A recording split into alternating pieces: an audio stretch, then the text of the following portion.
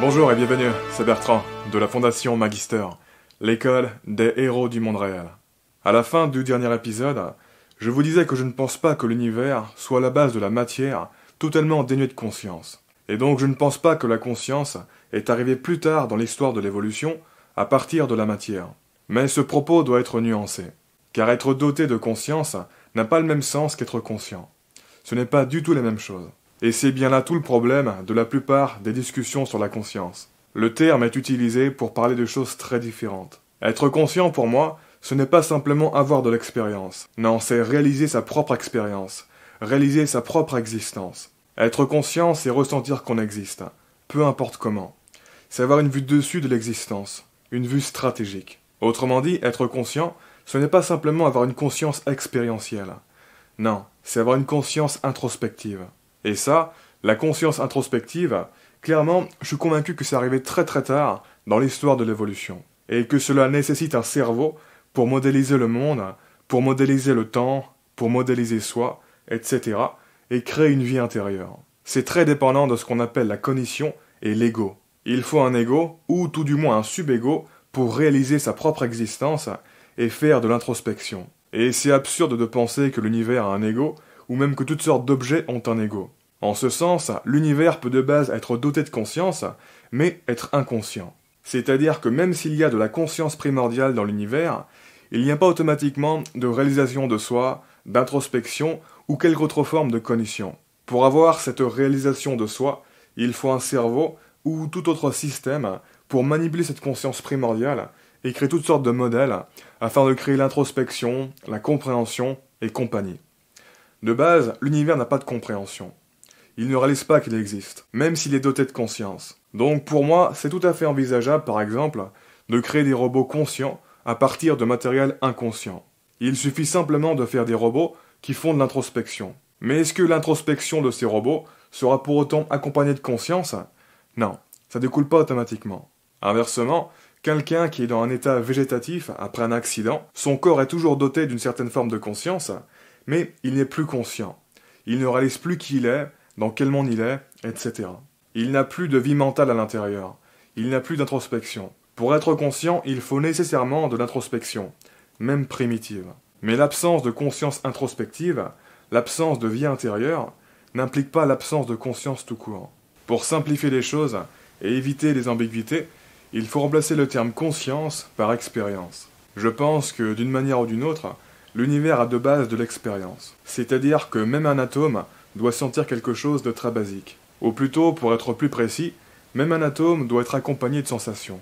Parce que ce n'est pas l'atome qui a des sensations, bien sûr. Dire que l'atome a des sensations implique une conception égoïque de l'atome en tant que sujet, ce qui est absurde.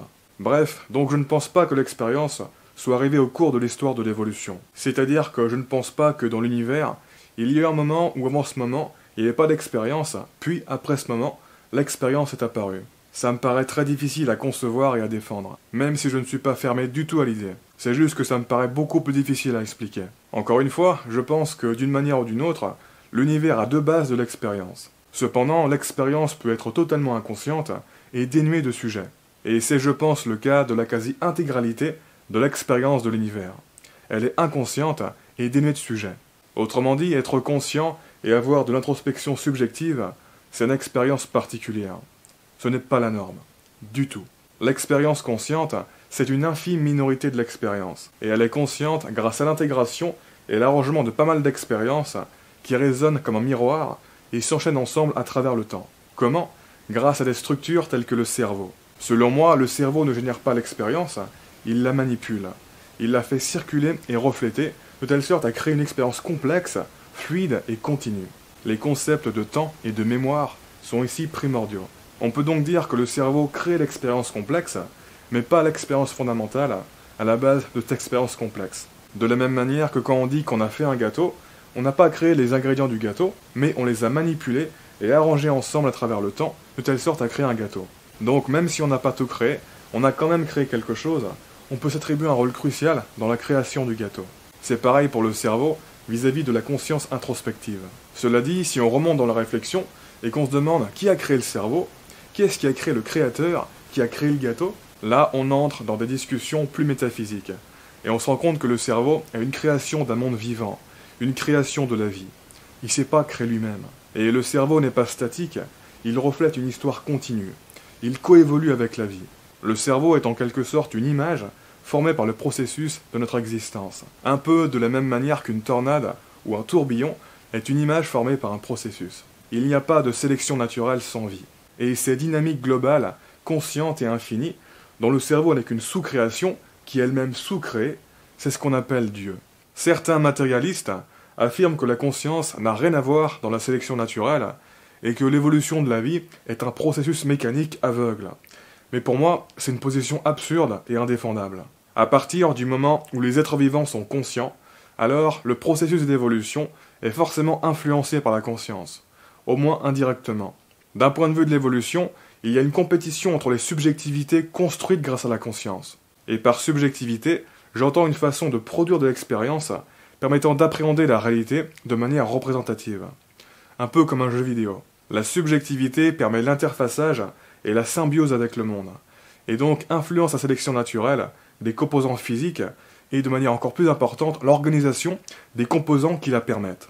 Les organismes dotés de la meilleure symbiose subjective vont davantage pouvoir se développer et vivre longtemps, si bien que progressivement, les organismes ayant les subjectivités les moins symbiotiques vont se faire éliminer par la sélection naturelle.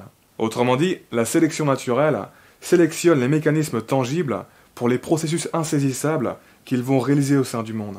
Autrement dit, la sélection naturelle sélectionne les mécanismes tangibles pour les processus insaisissables qu'ils vont réaliser au sein du monde, notamment pour leur contribution à la subjectivité. La subjectivité n'est donc pas un phénomène qui émerge fortuitement de l'interaction de différents composants organisés de manière fortuite.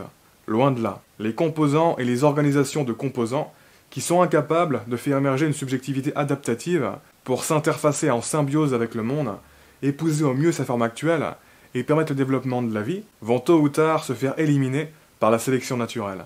Autrement dit, les meilleurs composants et organisations de composants sont ceux qui sont pratiquement pensés pour et dirigés par les subjectivités idéales induites par le monde, la vie et la culture. De la même manière que s'il n'y avait pas de vie, il n'y aura pas de sélection naturelle, je pense que s'il n'y avait pas de conscience, il n'y aura pas de vie, et donc pas de sélection naturelle. Bref, pour en revenir à la distinction entre conscience expérientielle et conscience introspective, quand ton corps s'éteint, tu n'es plus conscient comme avant. Ça, c'est clair et net. En revanche, la conscience qui faisait que tu étais conscient, elle est toujours là. Et elle a toujours été là, bien avant ta naissance d'ailleurs. Elle n'appartient pas à ton ego. Elle est éternelle. Ton ego existe sur le haut niveau, dans le domaine relatif, et ta conscience existe sur le bas niveau, dans l'absolu. La naissance et la mort sont des concepts illusoires. Elles n'existent que dans le domaine relatif de la perception existentielle.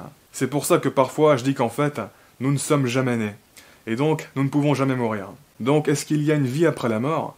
Évidemment. Mais ce n'est pas la continuité de la vie de ton ego au paradis, en enfer, ou je ne sais où. Non, toute ta mémoire disparaît. Tu retournes à la source. Pour résumer, est-ce qu'un caillou est doté d'une forme primitive de conscience? Pour moi, probablement. En revanche, est-ce qu'un caillou est conscient? Non, ça n'a aucun sens. Il n'y a absolument aucune raison de croire qu'un caillou est conscient. Car sa structure ne permet pas du tout de manipuler sa conscience, de telle sorte à ce qu'il puisse penser et réaliser sa propre existence. L'expérience d'un caillou, si elle existe, est probablement très plate et ennuyeuse, et globalement inintéressante. Sur ce, voilà qui close ce petit épisode sur la conscience. N'hésitez pas à me dire ce que vous en pensez en commentaire, ça m'intéresse. Notamment si vous pensez que la conscience primitive est apparue à partir de la matière, ou si justement vous pensez que la matière ne peut pas expliquer la conscience primitive. Comme d'habitude, je vous invite à vous abonner si ce n'est pas déjà fait, à partager cette vidéo et laisser un pouce bleu si vous l'avez apprécié, ça m'aide pour la visibilité. Quoi qu'il en soit, je vous remercie de m'avoir écouté jusqu'au bout, et je vous dis à très bientôt pour la prochaine vidéo. Ciao.